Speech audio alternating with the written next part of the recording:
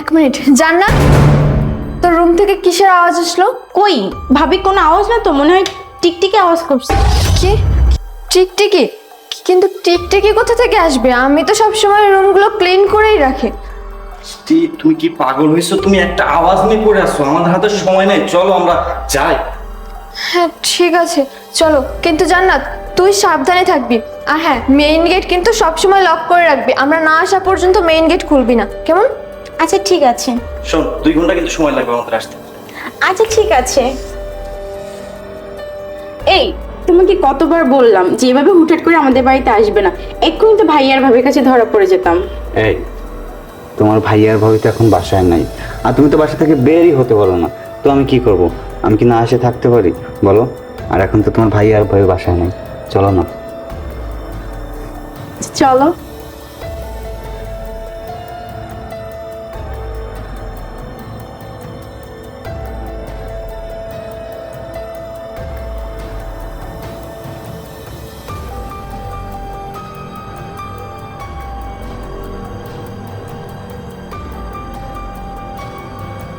আচ্ছা শোনো না, তোমার বোনকে যে এভাবে আমরা একলা একলা বাসায় রেখে আসছি, এটা কি আমাদের ঠিক হচ্ছে?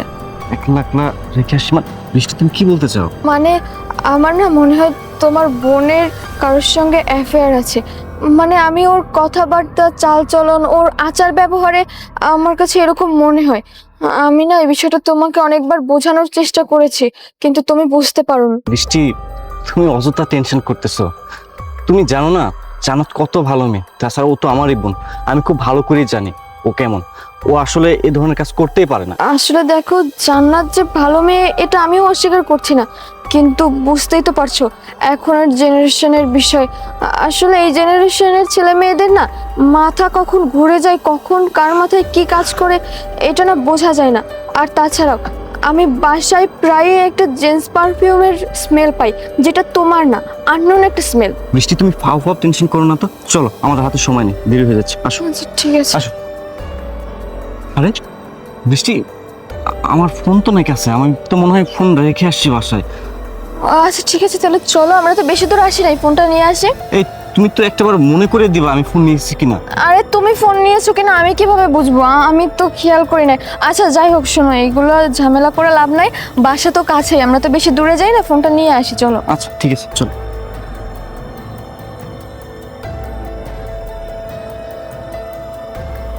বেবি, এভাবে লুকিয়ে লুকিয়ে কতদিন আসবো? চলো আমরা না বিয়ে করে ফেলি। দেখো, তুমি কোনো চাকরি করো না, কিছু করো না, আর কোনো ফ্যামিলি থেকে একটা বেকার ছেলের সাথে কি বিয়ে দেয় বলো? তুমি যে করে হোক একটা চাকরি ম্যানেজ করো, তারপর আমরা ঠিক বিয়ে করে নিব। এই দেখো, পরের আন্ডারে কাজ করতে না আমার একটু ভালো লাগে না। আমি চাই আমার নিজের স্বাধীন মতো চলাফেরা করতে। তাই ভাবছি কি জানো, আমি একটা বিজনেস স্টার্ট করব। আমার কাছে তো কোনো ক্যাশ টাকা নেই, তোমার ভাইয়ের তো অনেক টাকা পয়সা।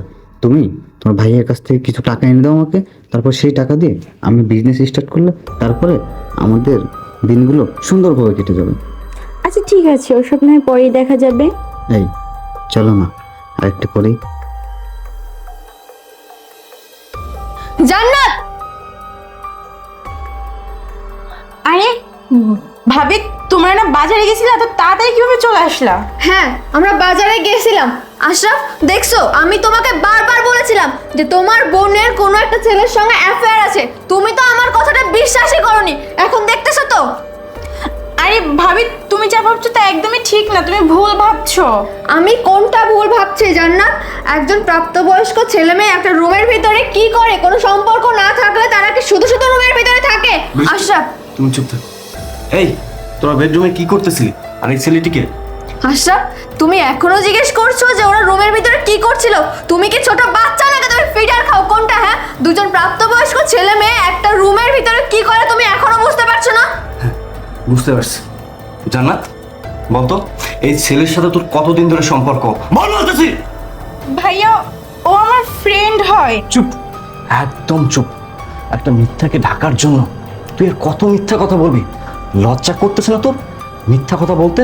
তোর ভাবি আমাকে প্রায় প্রায় বলতো জান্নাত একটা ছেলের সাথে অ্যাফেয়ার করতেছে, মাঝে মাঝে একটা ছেলে আমাদের বাসায় আসে। আমি না তোর ভাবির কথা বিশ্বাস করিনি, তোর ভাবির কথা আমি কর্ণপাত করিনি। কেনই বা বিশ্বাস করব? কারণ তোর প্রতি আমার অগাধ আস্থা ছিল, বিশ্বাস ছিল যে তুই এমন কাজ করতেই পারিস না। আমি সবাইকে গর্ব করে বলতাম আমার একটা ছোট বোন আছে, সে অনেক ভালো। কিন্তু আজ আমি বুঝলাম আমার এতদিনের চিন্তা চেতনা সবকিছু ছিল ভুল। সি সি, লজ্জা করতে না তোর? বাইরে থেকে একটা ছেলেকে এনে আমাদের এই বেডরুমে রঙ্গলীলা রাসলীলা করতেছিস। আরে এই সমস্ত কথাবার্তা যদি তোর ভাই শুনতে পারতো, তোর কি এতটুকু বিবেকে বাধা দেয় নেই? এই সমস্ত কথাবার্তা যদি বাইরের লোকজন শুনে, তাহলে আমাদের রেপুটেশনটা কি হবে, তোর ভাবির রেপুটেশনটা কি হবে, এই ফ্যামিলির রেপুটেশনটা কি হবে, ইভেন আমাদের মা বাবার রেপুটেশনটা কি হবে?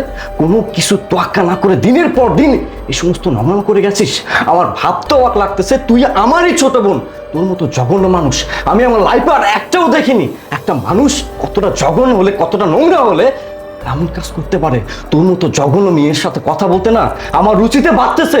সি সি, আমি ভাবতে পারতেছি না আমারই ছোট বোন হয়ে তুই এমন কাজ করতে পারিস। আমি কখনো না ভালোবাসার বিপক্ষে না, আমি সব সময় ভালোবাসার পক্ষে। তুই তো আমাকে বলতে পারতি যে আমি একটা ছেলেকে ভালোবাসি ভাই, আমি সব কিছু মেনে নিতাম। কিন্তু তুই যা করেছিস নোংরামো, তুই যা করেছিস নষ্টামো, যে আমি কোনোভাবে মানতে পারতেছি না। আরে এই ছেলে, তোকে বলতেছি, তুই এভাবে কারেন্টের খাম্বার মতো এখানে দাঁড়িয়ে আছিস কেন? ভালোই ভালো বলতেছি, যা আমার বাসা থেকে বের হয়ে যা। এখানে যদি 1 সেকেন্ড দাঁড়িয়ে থাকিস আমি কিন্তু পুলিশে তোকে ধরে দেবো। যা বলতেছি, যা।